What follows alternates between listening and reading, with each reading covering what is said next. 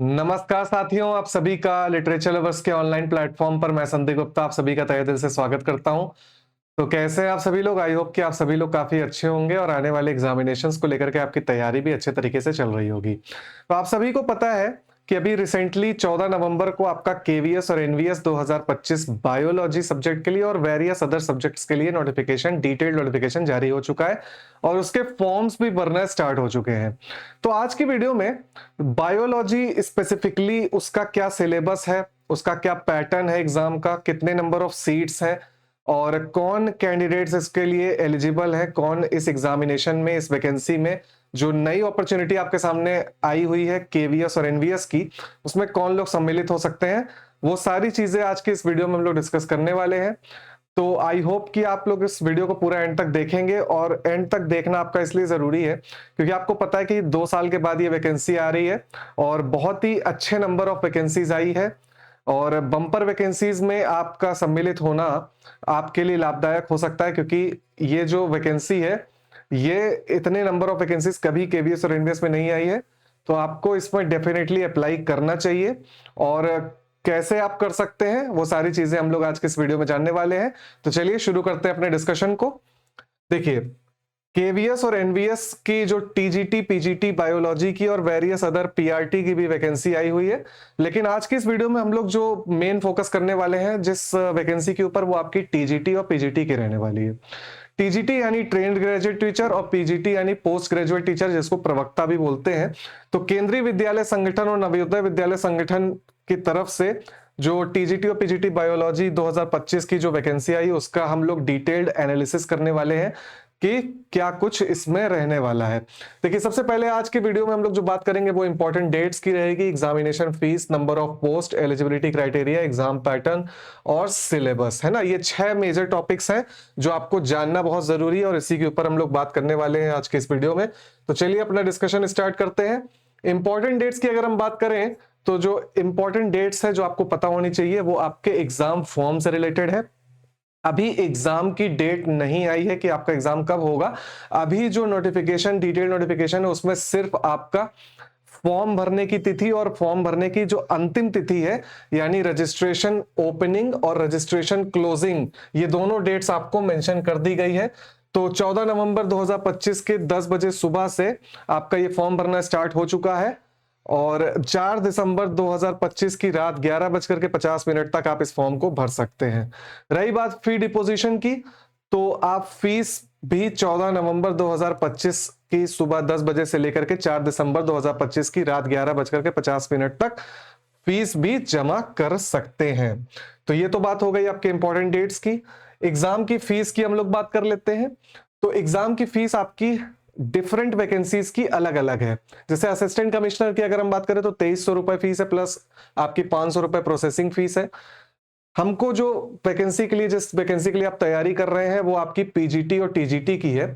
तो पीजीटी की अगर हम बात करें तो आपका 15 प्लस 500 यानी कि टोटल 2000 रुपए आपकी फीस रहने वाली है फॉर पीजीटी यानी पोस्ट ग्रेजुएट टीचर, जिसको प्रवक्ता भी बोलते हैं। तो अगर आप प्रवक्ता के लिए अप्लाई करना चाहते हैं तो आपकी फीस 2000 रुपए रहने वाली है और टीजीटी यानी ट्रेन ग्रेजुएट टीचर की भी फीस लगभग 2000 ही रहने वाली है, जिसमें से एग्जामिनेशन की जो फीस है वो 1500 रुपए और प्रोसेसिंग फीस आपकी 500 रुपए है। तो दोनों ही पोस्ट के लिए सेम अमाउंट आपको जमा करना पड़ेगा जब आप फॉर्म भरेंगे। रही बात नंबर ऑफ पोस्ट की कि कितने नंबर ऑफ वैकेंसीज है, कितनी सीटें हैं, तो सबसे पहले अगर हम टीजीटी की बात करें केवीएस के अंदर यानी केंद्रीय विद्यालय संगठन के अंदर, तो आपकी साइंस सब्जेक्ट से आपकी टीजीटी की जो टोटल सीट है वो 177 है यानी 177 है। और ट्रेन ग्रेजुएट टीचर अगर नवोदय विद्यालय समिति यानी एनवीएस की बात करें तो वहां पर 208 सीट है ना। केवीएस में थोड़ी कम है, एनवीएस में ज्यादा है टीजीटी की। और दोनों की संख्या को अगर हम लोग एक कर दें तो 208 प्लस 177 यानी कि आपकी लगभग 358 सीट्स आने वाली हैं या फिर आ चुकी हैं। ये संभावित है, घट बढ़ भी सकती है आगे चल करके, है ना। तो टोटल आपकी 358 सीट रहने वाली है number of post for the TGT in NVS and KVS both. NVS में थोड़ी ज्यादा है, 208 सीटें हैं और उनका जो कैटेगरी वाइज ब्रेकडाउन है वो भी आप देख सकते हैं कि कौन सी कैटेगरी के लिए कितनी वैकेंसी है ना। पीजीटी यानी प्रवक्ता की अगर हम बात करें तो पीजीटी में अगर बायोलॉजी में आप जाएं, जो आपके 11th-12th के टीचर होते हैं, तो केवीएस में आपकी जो बायोलॉजी की सीट है वो 127 है। मतलब अगर आप बायोलॉजी के टीचर बनना चाहते हैं केवीएस में, तो आपके लिए टोटल नंबर ऑफ वैकेंसीज 127 है। और जनरल, ईडब्ल्यूएस, ओबीसी, एनसीएल, उनका जो ब्रेकडाउन है वो भी आप देख सकते हैं वीडियो को पॉज करके। रही बात एनवीएस की, तो यहां पर जो नंबर ऑफ वैकेंसीज है वो 161 है। ठीक है, 161 है, 127 और 161। केवीएस में 127 है और 161 आपकी एनवीएस में है, तो टोटल अगर हम इनको कर देंगे तो आपकी लगभग 288 वैकेंसीज है पोस्ट ग्रेजुएट टीचर की, है ना। 288 वैकेंसी है टोटल केवीएस और एनवीएस को मिला करके प्रवक्ता की। मतलब अगर आप प्रवक्ता के लिए अप्लाई करना चाहते हैं तो 288 वैकेंसी है, और अगर आप टीजीटी और टीजीटी के लिए अप्लाई करते हैं तो वहां पर 358 वैकेंसी है दोनों ही विद्यालयों के अंदर। रही बात एलिजिबिलिटी क्राइटेरिया की, तो पोस्ट ग्रेजुएट टीचर की जो आपकी वैकेंसी है उसका आपको पता है कि पे स्केल लेवल 8 है, according to the pay matrix level 7 है ना। जो अभी 7वां वेतन आयोग है उसके हिसाब से जो आपकी सैलरी रहने वाली है वो उसको ध्यान से देख लीजिए कि आप जब प्रवक्ता बन जाएंगे तो आपको ये पे लेवल 8 की सैलरी मिलने वाली है। और इस वैकेंसी के लिए अगर आप अप्लाई करना चाहते हैं तो अपर एज लिमिट आपकी कितनी रहने वाली है, 40 साल से ज्यादा नहीं होनी चाहिए फॉर द जनरल कैटेगरी। बाकी अगर आप ओबीसी, एनसीएल कैटेगरीज हैं तो आपको 3 साल का रिलैक्सेशन मिल जाता है, बाकी एससी एसटी है तो 5 साल का। तो इस तरीके से कुछ एज रिलैक्सेशन भी मिल जाता है, लेकिन जनरल कैटेगरी के लिए आपका मिनिमम एज क्राइटेरिया जो है वो 40 साल मैक्सिमम रहना चाहिए। Essential qualification post graduate teacher की अगर हम बात करें तो इसमें आपका मास्टर डिग्री होनी चाहिए किसी रिकॉग्नाइज्ड इंस्टीट्यूशन या यूनिवर्सिटी से विद एटलीस्ट 50% मार्क्स। इससे ना कम होना चाहिए, ज्यादा है तो बहुत अच्छी बात है, लेकिन मिनिमम आपको 50% मार्क्स आपके मास्टर डिग्री में होने चाहिए, चाहे जूलॉजी से हो, बॉटनी से हो, किसी भी सब्जेक्ट से हो। आगे हम लोग इसी वीडियो में देख लेंगे कि प्रवक्ता के लिए क्या सब्जेक्ट कॉम्बिनेशन है ना। तो केवीएस और एनवीएस में प्रवक्ता बनने के लिए आपको मिनिमम 50% मार्क्स मास्टर डिग्री में होना चाहिए, और इसके साथ ही आपका बीएड होना चाहिए या फिर इंटीग्रेटेड बीएड एमएड भी चलेगा, लेकिन जो एसेंशियल क्वालिफिकेशन है वो बीएड का होना चाहिए। और जो बीएड है वो आपका एनसीटीई के द्वारा मान्यता प्राप्त इंस्टीट्यूशन से ही होना चाहिए। ठीक है, तो इसको ध्यान से आप लोग पढ़ेंगे और अगर आप एलिजिबल है तो आप अप्लाई कर सकते हैं। देखिए, सब्जेक्ट कॉम्बिनेशन की अगर हम बात करें प्रवक्ता के लिए यानी पीजीटी के लिए केवीएस और एनवीएस में, तो पीजीटी बायोलॉजी की अगर हम बात करें तो अगर आपने बायोलॉजिकल साइंस, लाइफ साइंस या किसी अदर स्पेशलाइजेशन लाइक जूलॉजी, ठीक है, जूलॉजी या फिर बॉटनी, है ना, इन दोनों में से किसी एक सब्जेक्ट में आपकी मास्टर हो या फिर बायोलॉजिकल साइंस या लाइफ साइंस में हो और इसी से एग्रीगेटेड सब्जेक्ट आपके जूलॉजी बॉटनी है, तो इनमें अगर आपकी मास्टर्स डिग्री है विथ बीएड तो आप इसके लिए एलिजिबल हो जाते हैं। रही बात बायोटेक्नोलॉजी की, तो बायोटेक्नोलॉजी में जूलॉजी और बॉटनी के स्टूडेंट्स एलिजिबल नहीं है और लाइफ साइंस के स्टूडेंट भी एलिजिबल नहीं होते। ठीक है, सिर्फ biotechnology, microbiology, biochemistry, life science, biosciences या जेनेटिक्स, ये स्पेशलाइजेशन में अगर आपकी मास्टर्स है तो आप एलिजिबल हो जाते हैं। इसके नीचे जो आप डिजायरेबल क्वालिफिकेशंस देख रहे हैं, यहां पर आपको डिजायरेबल क्वालिफिकेशंस भी मेंशन है कि आपने टीजीटी टीचर के तौर पर यानी 6 to 10th लेवल तक के बच्चों को अगर किसी रिकॉग्नाइज्ड इंस्टीट्यूट में पढ़ाया है तो आपका एक्सपीरियंस भी काउंट हो सकता है। डिजायरेबल क्वालिफिकेशन है, नहीं भी है तो भी आप फॉर्म को भर सकते हैं। ठीक है, लेकिन एसेंशियल क्वालिफिकेशन आपकी मास्टर्स होनी चाहिए। इसके अलावा डिजायरेबल में ही अगर हम जाएं तो आपको केवीएस या एनवीएस में कहीं पर रेजिडेंशियल स्कूल में आपको पढ़ाने का एक्सपीरियंस है तो आपको वरीयता मिल सकती है। इसके अलावा कंप्यूटर एप्लीकेशन है तो बहुत बढ़िया है, नहीं भी है तो भी आप फॉर्म भर सकते हैं, कोई ऐसा जोर जबरदस्ती नहीं है ना। लेकिन मास्टर और बीएड होना बहुत कंपलसरी है प्रवक्ता के लिए। रही बात टीजीटी की, तो अगर आप टीजीटी साइंस में अप्लाई करते हैं, ऑब्वियसली आप साइंस के स्टूडेंट हैं तो साइंस में ही अप्लाई करेंगे, तो आपकी देखिए पेस के लिए रहने वाली है पे लेवल 7, पीजीटी की पे लेवल 8 है क्योंकि वो आप थोड़ा सीनियर क्लास के टीचर हो जाते हैं इसलिए थोड़ा आपकी सैलरी भी बढ़ जाती है ना।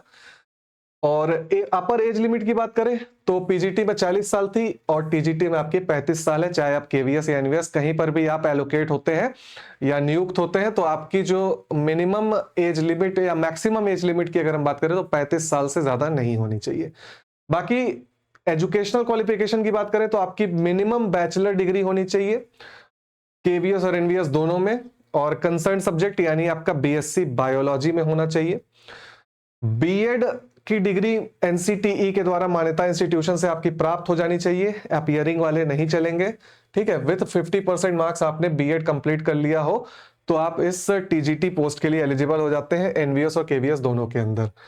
अब बात कर लेते हैं मेजर जो हमारा टॉपिक है, that is the exam pattern, ठीक है। एग्जाम पैटर्न आपको पता होना चाहिए, क्योंकि देखिए एक बार आपको पता चल गया कि आप एलिजिबल हैं, आप फॉर्म भर सकते हैं, तो जब आप फॉर्म भर देंगे, जब आप एग्जाम में बैठेंगे तो आपको ये भी तो पता होना चाहिए ना कि किस एरिया से ज्यादा क्वेश्चन आने वाले हैं, और इस सिलेक्शन में अपना जो सीट है उसको कंफर्म करने के लिए आपको किन चरणों से गुजरना है वो भी आपको पता होना चाहिए। देखिए केवीएस और एनवीएस में प्रवक्ता या टीजीटी लेवल के टीचर बनने के लिए टीजीटी और पीजीटी है ना, पोस्ट ग्रेजुएट टीचर, दोनों लेवल के टीचर बनने के लिए जो आपको एग्जाम देना है वो आपका 2 चरणों में होगा। पहला तो टीयर 1 होगा जो कि आपका क्वालिफाइंग पेपर है, जिसको प्रिलिमिनरी एग्जाम भी बोलते हैं। उसमें आपका जो 6 यूनिट्स है, इन 6 यूनिट से क्वेश्चन बनने वाले हैं। General reasoning, numerical ability, basic computer literacy, general knowledge, language competency test, language competency test for the other modern Indian languages यानी इंग्लिश और हिंदी, इन दोनों लैंग्वेज की भी आपको जानकारी होनी चाहिए, इसलिए आपका ये एग्जाम लिया जा रहा है ना। बाकी आपका जनरल रीजनिंग है, न्यूमेरिकल एबिलिटी है, बेसिक कंप्यूटर लिटरेसी है, कंप्यूटर की भी जानकारी होनी चाहिए। तो आप इस फॉर्म को भरने के बाद आप इस एग्जाम में सम्मिलित हो सकते हैं। तो इस तरीके से आपका पेपर बनेगा टीयर 1 का। और याद रखिए ये क्वालिफाइंग एग्जाम है, इसकी मेरिट में आपका कोई मार्क्स नहीं जुड़ेगा, जो भी मार्क्स आप इसमें पाएंगे वो सिर्फ आपका मेंस एग्जामिनेशन जो कि टीयर 2 लेवल का पेपर है, वहां पर आपको बैठने के लिए मिनिमम टीयर 1 क्वालिफाई करना है। और ये पेपर आपका 300 नंबर का रहेगा और टोटल 100 क्वेश्चंस आएंगे। पर क्वेश्चन आपको 3 मार्क्स मिलेंगे। नेगेटिव मार्किंग भी होगी, 1/3 की नेगेटिव मार्किंग रहने वाली, यानी कि अगर आप कोई क्वेश्चन सही करते हैं तो आपको 3 नंबर मिल जाएगा।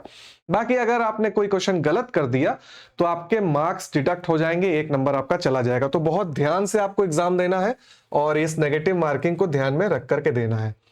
रही बात टीयर 2 की, जो आपके सिलेक्शन के लिए जो मुख्य एग्जाम है, मुख्य परीक्षा है, जिसको आप मेंस भी बोलते हैं या टीयर 2 यहां पर बोला जाता है, तो वो आपका 2 तरीके से होने वाला है, जिसको आप सब्जेक्ट नॉलेज एग्जामिनेशन भी बोल सकते हैं, और वो आपके नोटिफिकेशन में मेंशन भी है ना। तो इसमें आपका जो पेपर है वो 2 तरीके से होगा। एक तो आपका पेन पेपर मोड होगा यानी डिस्क्रिप्टिव एग्जामिनेशन होगा, इसके साथ ही आपका ओएमआर बेस्ड होगा, ठीक, ऑब्जेक्टिव पेपर होगा। प्री में यानी टीयर 1 में आपका सिर्फ ऑब्जेक्टिव पेपर है, वो भी जनरल आपका जीके जीएस से आने वाला है। जनरल एबिलिटी, मेंटल एबिलिटी है ना, जनरल अवेयरनेस, ये सारे टॉपिक्स आपके क्वेश्चन रहने वाले हैं। लेकिन टीयर 2 में आपका क्वेश्चन आपके सब्जेक्ट से आएगा, और यहां पर जो सब्जेक्ट आपने चूज किया है, जैसे आप बायोलॉजी के स्टूडेंट है तो बायोलॉजी ही लेंगे पीजीटी के लिए, और साइंस के स्टूडेंट है तो टीजीटी के लिए साइंस लेंगे। तो जो भी आपका सिलेबस केवीएस और एनवीएस की वेबसाइट पर मेंशन है, उसी सिलेबस से आपका क्वेश्चन बनेगा। देखिए अभी जैसा मैंने आपको बताया कि 2 फॉर्म में आपके क्वेश्चन आएंगे, तो ऑब्जेक्टिव पेपर जो होगा वो आपका 60 क्वेश्चन आएंगे उसमें, और डिस्क्रिप्टिव में 10 क्वेश्चन आएंगे, टोटल 70 क्वेश्चन रहने वाले हैं।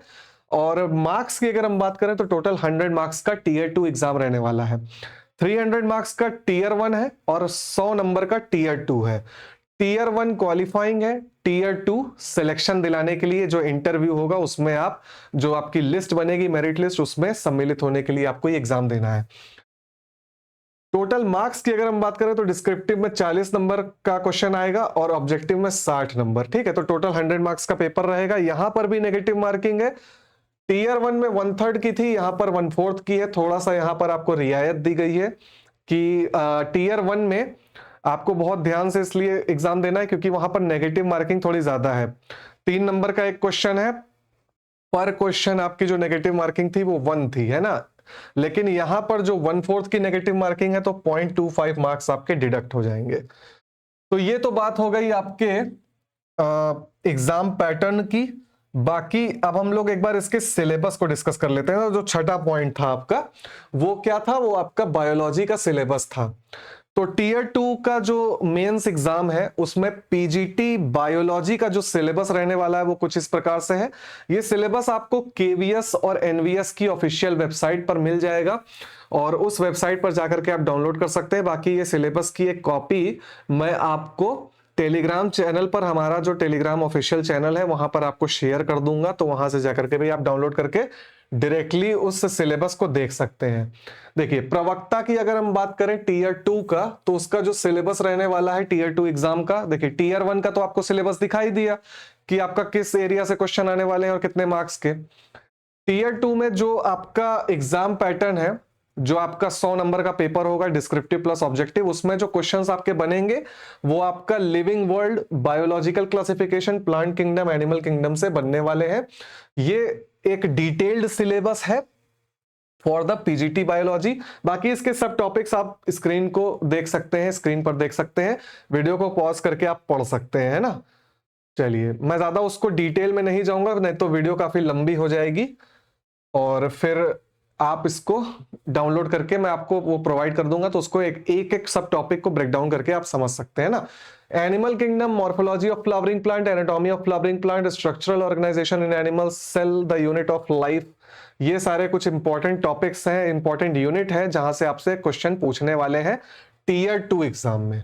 इसके अलावा बायोमोलिक्यूल्स यानी biochemistry, cell cycle and cell division, photosynthesis in higher plant, respiration in plant, plant growth and development, और इसके अलावा आपका breathing and exchange of gases, body fluids and circulation, excretory product and their elimination, locomotion and movement, chemical coordination and integration यानी कि आपका endocrine system जो हो जाता है ना, जिसमें आप हार्मोन वगैरह में पढ़ते हैं। इसके अलावा न्यूरल कंट्रोल एंड कोऑर्डिनेशन, और आपका sexual reproduction in flowering plant यानी plant embryology, human reproduction, reproductive health, principles of inheritance and variation यानी genetics, molecular basis of inheritance, evolution, human health and diseases, biotechnology and its application, organism and population यानी ecology, ecosystem, biodiversity and conservation। तो ये पूरा syllabus है आपका PGT biology का। अगर आप केवीएस एनवीएस में प्रवक्ता लेवल के टीचर बनना चाहते हैं तो आपको इतना कुछ पढ़ना पड़ेगा, ठीक है। ये आपका पूरा डिटेल सिलेबस है जो आपको पढ़ना पड़ेगा। चलिए, अब एक बार टीजीटी का भी सिलेबस देख लेते हैं कि टीजीटी लेवल के टीचर बनने के लिए आपको क्या कुछ पढ़ना पड़ेगा, ठीक है। तो जल्दी से एक बार आपका टीजीटी का साइंस का जो सिलेबस है उसको भी देख लेते हैं। तो टीजीटी साइंस में आपको पता है कि ये साइंस के टीचर बनने के लिए है, तो वहां पर आपको इस एग्जाम में जब आप बैठेंगे तो आपको फिजिक्स केमिस्ट्री भी पढ़नी होगी, है ना। तो फिजिक्स केमिस्ट्री तो मैं डील नहीं करता हूं, मैं सिर्फ आपको बायोलॉजी यहां पर पढ़ाता हूं, है ना।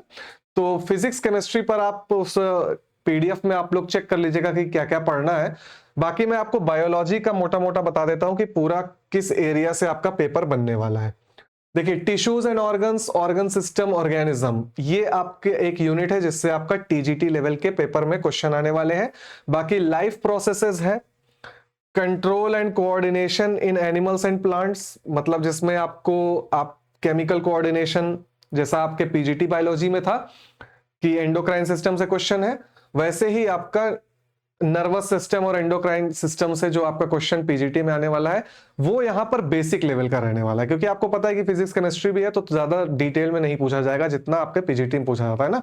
यहां पर आपको उसका बस बेसिक अंडरस्टैंडिंग आपको होनी चाहिए। बाकी reproduction, heredity and evolution, cell the basic unit of life, motion, तो ये सारी चीजें आपका बायोलॉजी का सिलेबस हो जाता है आपके टीजीटी साइंस का। इसके अलावा आपका फिजिक्स का सिलेबस है जिसमें आपको current, magnetic effect of current, ये सारी चीजें पढ़नी है ना। बायोलॉजी का ही कुछ पार्ट आपके सिलेबस में ये है कि फूड प्रोडक्शन, प्लांट और animal breeding, selection for quality improvement and management, use of fertiliser वगैरह भी आपको पढ़ना है। इसके अलावा नेचुरल फिनोमेना में आप images formed by spherical mirror, ये आपका फिजिक्स का हो जाता है। इन्वायरमेंट और डाइवर्सिटी ऑफ लिविंग फॉर्म्स, ये सारी चीजें आपको बायोलॉजी के स्टूडेंट के तौर पर आपको पढ़ना है अगर आपको केवीएस और एनवीएस लेवल के टीचर बनना है, ठीक है। केवीएस और एनवीएस में टीजीटी लेवल का टीचर बनना है तो इतना कुछ आपको पढ़ना पड़ेगा। तो यही था आज के वीडियो का जो मेन टॉपिक जिसको हमने डिस्कस किया, जिसमें आपको टीजीटी पीजीटी का क्या सिलेबस रहेगा, एग्जाम पैटर्न क्या रहेगा, और आपका नंबर ऑफ पोस्ट कितनी है, और सिलेक्शन प्रोसेस कैसा है, वो सारी चीजें हम लोगों ने समझ ली। ये तो आपका रिटन एग्जाम की बात की। इसके बाद आपका इंटरव्यू भी होगा जिसके माध्यम से आपका सिलेक्शन होगा। तो आज की इस वीडियो में हमने केवीएस और एनवीएस की जो वैकेंसी आई हुई है उसका ब्रेकडाउन किया। जो डिटेल नोटिफिकेशन काफी कॉम्प्लेक्स था उसको मैंने यहाँ पर आपको शॉर्ट फॉर्म में समझाने की कोशिश करी। आई होप कि ये वीडियो आपको काफी ज्यादा पसंद आई होगी, और वीडियो अच्छी लगती तो वीडियो को जाते जाते लाइक जरूर कर दीजिएगा।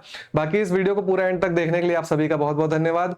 मिलते हैं एक अगली वीडियो में, तब तक के लिए take care all of you. जय हिंद, जय Bharat, take care all of you.